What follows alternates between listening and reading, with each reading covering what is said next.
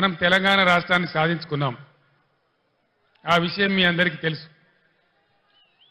15 సంవత్సరాల సుదీర్ఘ పోరాటం తర్వాత అనేక త్యాగాలు, లాఠీ దెబ్బలు, కేసులు, జైళ్లు వగైరా వగైరాల తర్వాత మనం తెలంగాణ సాధించుకున్నాం. ఈ సందర్భంగా మనందరి పక్షాన, యావత్ తెలంగాణ సమాజం పక్షాన నేను తెలంగాణ రాష్ట్ర ప్రజల పక్షాన అంబేద్కర్ గారికి హృదయపూర్వకమైన నా నివాళి అర్పిస్తా ఉన్నాను. అది మామూలుగా ఉండకూడదని, ఈ భారతదేశంలోనే ఎక్కడ లేనంత సమున్నతమైన గౌరవాన్ని అంబేద్కర్ గారికి ఇవ్వాలని మనం 2 పనులు చేసినాం. 125 ఫీట్ల అంబేద్కర్ గారి విగ్రహాన్ని హైదరాబాద్లో నెలకొల్పి దేశానికే సమున్నతమైనటువంటి గౌరవం వచ్చే విధంగా ఒక మంచి పని మనం చేసుకున్నాం. అంతేకాదు ఇప్పటి వరకు స్వతంత్రం వచ్చిన ఈ 75 ఏళ్లలో ఏ రాష్ట్రంలో ఎవరు కూడా చేయనటువంటి పని మన రాష్ట్ర సెక్రటేరియట్కే డాక్టర్ బిఆర్ అంబేద్కర్ సెక్రటేరియట్ అని కూడా మనం పేరు పెట్టుకున్నాం. ఇది మనం ఆ మహనీయునికి అర్పించినటువంటి నివాళి. ఇక్కడ నేను మీ అందరికీ ఒక మాట మనవి చేయదలుచుకున్నా. ఇక్కడి నుంచి, ఈ చేవేళ్ల సభ నుంచి యావత్తు తెలంగాణ రాష్ట్ర ప్రజలకు కూడా ఒక సందేశాన్ని ఇవ్వదలుచుకున్నా. రాజకీయాలు వస్తుంటాయి, పోతుంటాయి, ఎన్నికలు కూడా వస్తూ ఉంటాయి, పోతూ ఉంటాయి. కానీ ప్రజానీకానికి రాష్ట్ర ప్రభుత్వం అంటే ఒక ధీమా, ఒక ధైర్యం, మా ప్రభుత్వం ఉంది, మమ్మల్ని ఆదుకుంటుందనేటువంటి ఒక విశ్వాసం అనేది ఉండాలి. ఎక్కడైనా ప్రజలు ప్రభుత్వం నుంచి కోరుకునేది అదే. ఒక ఆయన కొద్దిగా ఎక్కువ జరగచ్చు, ఒక ఆయన కొద్దిగా తక్కువ జరగచ్చు. కానీ యావత్తు రాష్ట్ర ప్రజానీకానికి ఉండాల్సింది ఒక ధీమా, ఒక ధైర్యం, ఒక ఆత్మవిశ్వాసం. మమ్మల్ని అన్ని విధాలా ఆదుకునే మా ప్రభుత్వం ఉంది అనేటువంటి ఒక గౌరవమైనటువంటి భావం ప్రభుత్వం ఎడల ఉండాలి. ఈ మధ్య ఎన్నికల్లో నేను చాలా సభలలో చెప్పినాను, ఓటు వేసే ముందే చాలా జాగ్రత్తగా ఆలోచించాలి, ఏమాత్రం దెబ్బ తగిలినా చాలా పెద్ద పొరపాటు అయిద్దని చెప్పినాను.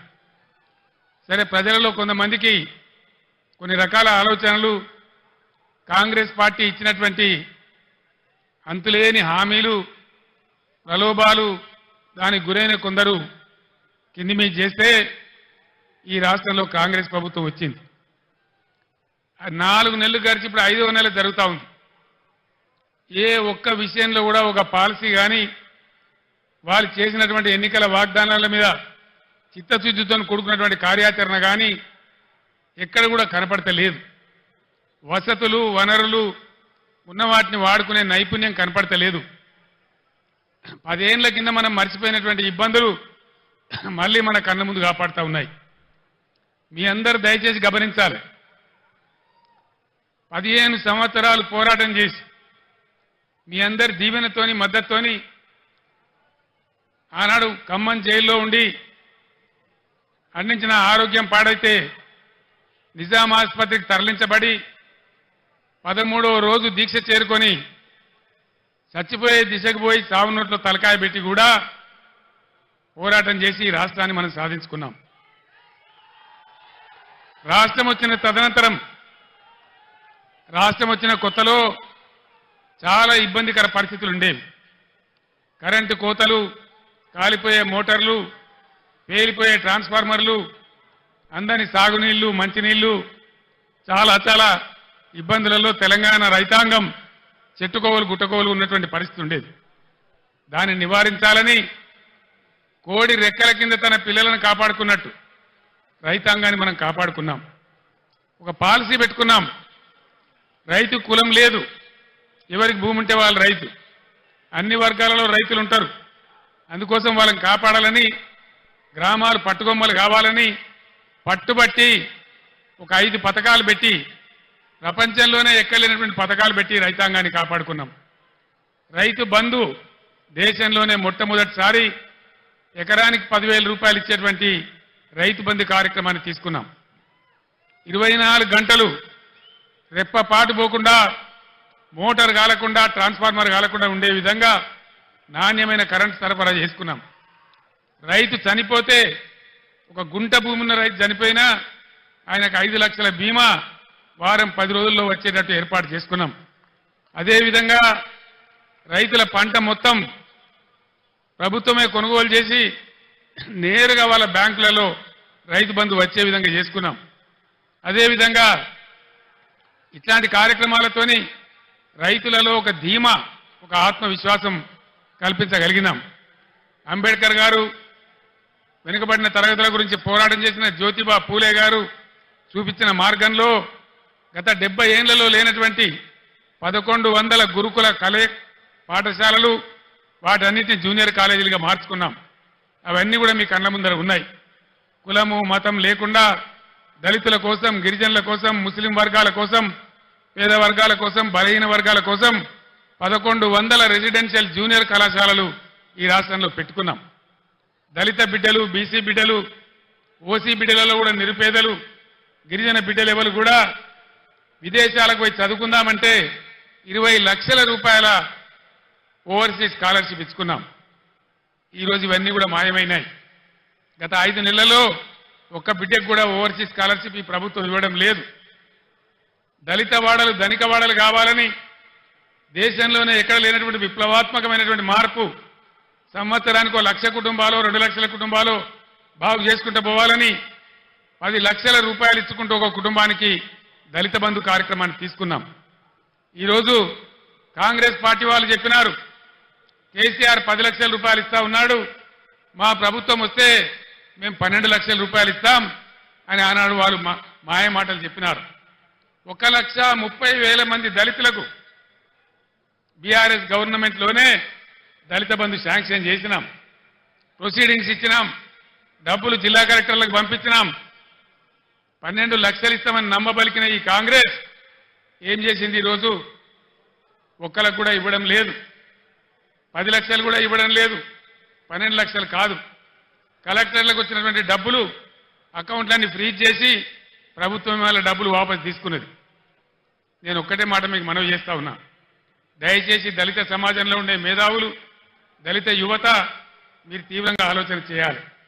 మౌనంగా ఉంటే మన సమస్యలు పరిష్కారం కావు. పోరాటం చేయకుండా ఇది రాదు. నేను ప్రభుత్వానికి కూడా హెచ్చరిక చేస్తా ఉన్నా, 1,30,000 మంది దళిత బిడ్డలను నేనే స్వయంగా తోడుకొని వచ్చి సెక్రటరియట్ పక్కన అంబేద్కర్ కాడ దీక్ష బట్టి మీ మెడలు వంచి అవన్నీ కూడా వాళ్ళకి ఇప్పిస్తామని మనవి చేస్తా ఉన్నా. ఇవాళ దళిత బిడ్డలకు నేను మనవి చేస్తా ఉన్నా, మరో ఎలక్షన్ వచ్చింది, పార్లమెంట్ ఎలక్షన్. 5 నెలలు గడిచినాయి కాంగ్రెస్ పార్టీ హామీ ఇచ్చి. మీ గ్రామాలకు, మీ మండలాలకు, మీ పట్టణాలకు వచ్చే కాంగ్రెస్ నాయకులను మీరు నిలదీయండి, అడగండి. ప్రజాస్వామ్యంలో మనకు హక్కున్నది. ఏమయ్యా మా దళిత బంధు ఏమైంది? మా ప్రొసీడింగ్స్ ఎందుకు రద్దు చేసిండ్రు? మీరు 12 లక్షలు ఇస్తామన్నారు కదా, అవి ఎక్కడ పోయినాయి అని చెప్పి నిలదీయండి, అడగండి అని చెప్పి నేను మనవి చేస్తా ఉన్నా.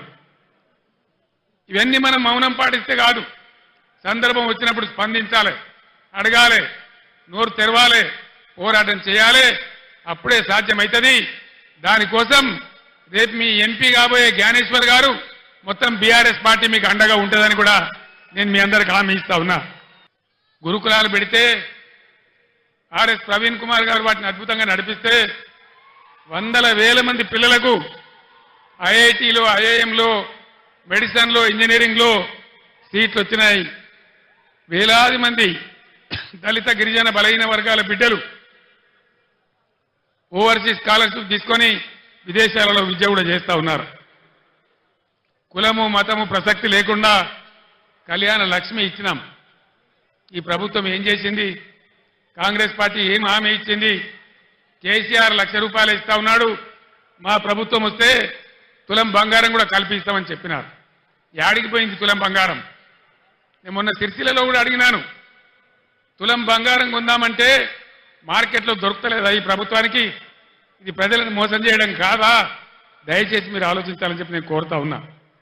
అదేవిధంగా కులము మతము అనకుండా కుల వృత్తుల మీద ఆధారపడ్డ బిడ్డలు, గొల్ల కుర్మలకు గొర్రెలను ఇచ్చినాం, ముదిరాజుల గంగపుత్రుల కోసం 100 కోట్ల రూపాయలు పెట్టి చేప పిల్లలు పెంచినాం, చేనేత కార్మికులకు పని కల్పించినాం, సబ్సిడీలు ఇచ్చినాం. గౌడ కులస్తులకు చరిత్రలోనే ఏ ప్రభుత్వం చేయనటువంటి పని చేసి చెట్ల మీద ఉండే రకాన్ని 100కు 100% రద్దు చేసినాం. ఈ విధంగా బలహీన వర్గాలకు బ్రహ్మాండమైన సహాయం చేసినాం.